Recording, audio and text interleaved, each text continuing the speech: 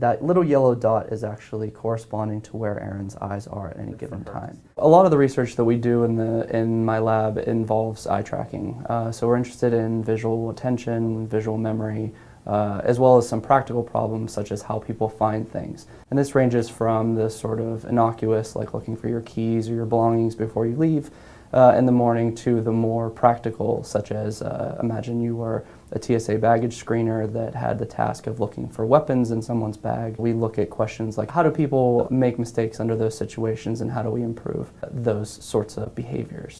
So it's taking a picture of Aaron's eyes once every millisecond, and so it can use that information to very quickly update displays according to what she's doing. What the camera needs to pick up on are the way that Aaron's eyes actually reflect light.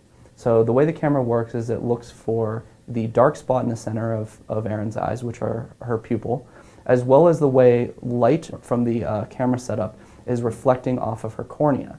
So for instance, you can see this green circle drawn around Aaron's pupil. That tells you that the camera is picking up where her pupil is, and it's able to differentiate it from the rest of her eye, like her iris and her eyelashes.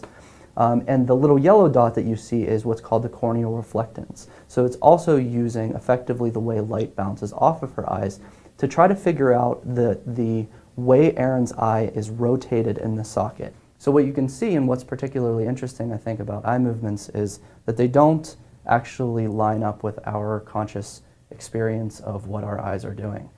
We tend to think that our eyes move very smoothly and just sort of sweep across the world very calmly, but instead what you can notice from these, the jumpy movement, is that Aaron's eyes movements are what's called saccades, which are these big rapid jumps followed by a very brief pause to pick up visual information.